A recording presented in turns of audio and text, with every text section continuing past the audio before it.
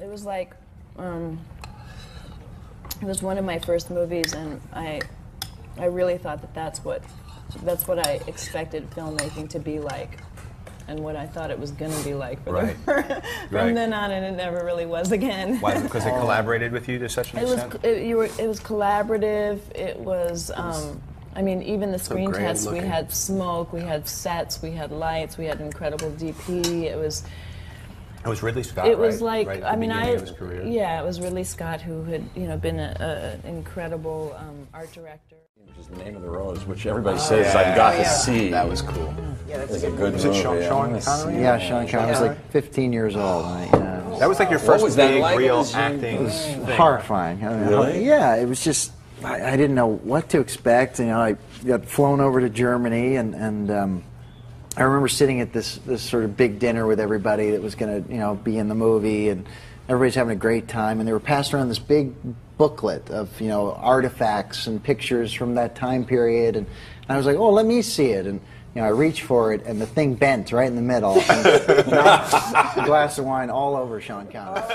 Clerks was a multi-step film for us, and it was make it and get it done in order to screen at the independent feature film market, something that the IFP East, the Independent Feature Project, used to run back in the late 80s, early 90s. It's still around, but they've shifted what it is. Back then, it was essentially this kind of film festival where you paid $500 and they programmed your movie. And they were giving you a slot at like the Angelica Film Center over the course of this week, and that's wonderful art house cinema in Manhattan, down the village area. So that you would try to pack that screening with as many like potential distributors or financiers or press as you could. All movies, whether it's a love story, whether it's a biography, whether it's a historical story, a comedy, an adventure, a war movie, a western, sci-fi, doesn't matter what the genre, there has to be a story that's worth telling. That's what it's all about. The thrills come automatically if you tell your story right.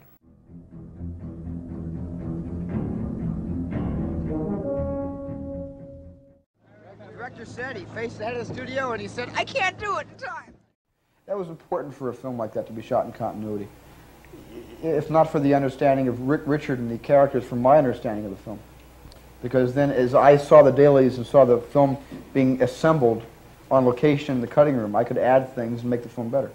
I think anybody who shoots anything in continuity can always make improvements because the film is growing and becoming alive as you go forward. No, because he'll be so energetic. He'll be screaming and yelling, it's a great white, it's a great white. I knew it all along. And there's only room in there for one quick line, expository line about the mate. The mate. Where's the mate is dead. We'll have to Where's the body? Why is the boat torn to pieces? Because it's a great white shark. They'll run it on like 3 screens in a theater, so you have a show starting every half an hour. And that way they sort of stack the deck. Well, so his point was that the studio executives understand that the kids want to see it the first week. That's right. Is that true? A certain age group does. They like want the to see it the 17-year-olds first do. week. Therefore, if they could show it every half hour, then they'll get a big gross. Is that right? Yeah, but now back when you were, way back when you started off in the business, a movie would play for like a year, right? You'd have limited release. Yes. You'd have it on a few screens in every city. I think The Godfather ran for like a year. Yes. Right? At that time. Yes. So it was a different business then. The content of the movie is becoming irrelevant. Right. It's the trailer. It's the trailer. Go with the expectancy as an audience to see something that's going to knock you off your feet. And you settle for a nice movie. And you think, I don't want to see something different. I don't want to see something different. I don't want to. I hate it. I hate it. I want it in my form. I want action. I want this. And then when you see something that's different, you say, and you can't get it out of your mind, you're still angry with the son of a gun. And you think, I hated that picture. I hated it. I hated it. But, 10 years later, you remember it. And you think, I saw something that's interesting. And I think filmmakers should be aware that they don't know anything.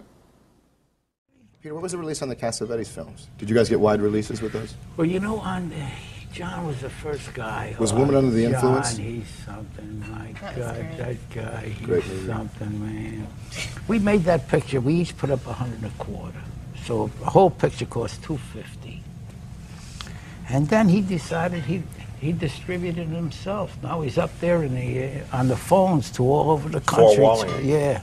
What's that doing mean? it himself. They would book. They would rent out the theater, put the movie in the theater, and then they would just collect money on it. So they would put on a. Actually, put on I a made play. money on the goddamn picture. I did. That, you see, that is being truly independent. That's a truly independent picture because you're not beholden. You're not beholden to anybody. It's his money and my money. When he realized that there was just no possible way of doing it the way you wanted to do it, as long as somebody else was paying for it. That's why we put our own money in our pictures, which is it's very that gets independent filmmaking in you. You know that camera I dropped? What? This one. Big Claire? That's who we shot our picture with. This is our cameraman. Come here, George. Come here. You know what we do? We would bet. Yeah. We would bet that we would shoot the best shot, you know. Yeah. I won all the time. He won all the time. But only because he's stronger or something. Because the camera gets heavy, as you know yourself. But here's what we had a shot. We were lying on the floor like this, see? And we had the camera this way, you know? And now we're shooting through the door closes, we zoom, we pull back here like this. Now pick me up, George, over this way.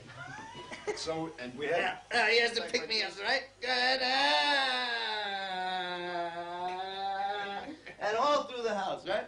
So this is what we had to do in the picture to get things, because we had no dollies, no tracks. And this is one of the best handheld operators in the world, with all due respect to you. That's because I don't breathe for 10 minutes. He doesn't breathe for 10 minutes. We kill him, then we restore him back to life later. See, in holding a handheld camera, you know that you can't breathe, because if you breathe, the camera jiggles, huh? So we don't do that. We don't breathe. So we give him a shot. He's a dope addict. Total dope addict. The man is hashish, and he's in a Chinese pot house. So let's go to the IFM and we'll get our distribution, because that's how it must happen for everybody, right? You know, and charged a lot of equipment on credit cards that I collected over the years and shit like that. So we went into, I just think there was something really nice about going in, just kind of like, yeah, of course this will work, you know? Everything makes sense. Why wouldn't it work? And if I'd really thought about it, I would have been like, this is fucking, that happens to other people. It ain't gonna happen to you. Movie. And this was going to be my feature, and I was like, and was financing it from working at a video store. So what means was like I would like get like $200 or so, and then we'd go off and shoot for the weekend, and then we'd run out of money, and then I would like go back to work again, and then like eventually I would just keep piecing it together. And what you would do is when you'd rent equipment from a rental house, if you rent it on Friday, you have it all weekend. It's kind of this one-day rental, and you have to return it Monday morning. So you would just like burn your. I mean, you would just like get old before your time, trying to like shoot all weekend long and give the stuff back. Quentin will come in and describe a scene to you in terms of like 6 different films. Yeah. So it'll be, well, the first part of the scene is the opening shot from The Good, Bad, and the Ugly. And then you get to this other thing, and it's Days of Wine and Roses, and then you go from that into and then you, that Roadrunner cartoon, right at the end, that Roadrunner thing where he's falling down the cliff and he looks back up. That's the moment. That's the moment. And then he'll go, aren't you ready? Action. And then right in the middle of your scene, he'll laugh out loud. And you know, excuse me, cut. And he'll go, you know, or if he's quiet, he's behind the camera going.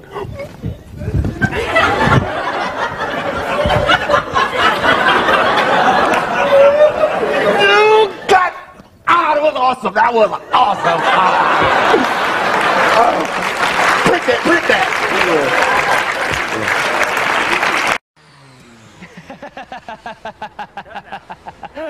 That was a great one. So, Mr. Willis, let me ask you a question here. Is this the finest moment of your acting career, or what? This is the pinnacle. From here on in, it slides down the backside of the finger. Okay, you want to do one more? Yeah, let's do another one. Yeah. Coming back to you. Bruce.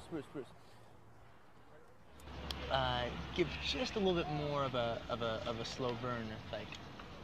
Just, okay. Yeah. Just like blank, and then boom, action.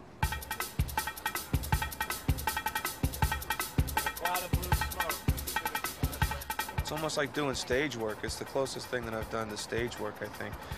Because everybody here, I think feels the same way I do and really respects Quentin's writing to the point of not wanting to come in and say, well, we have to take this line out and change this, and why can't I say this now? There's a respect for the writing that I haven't seen since I worked in, in New York on stage.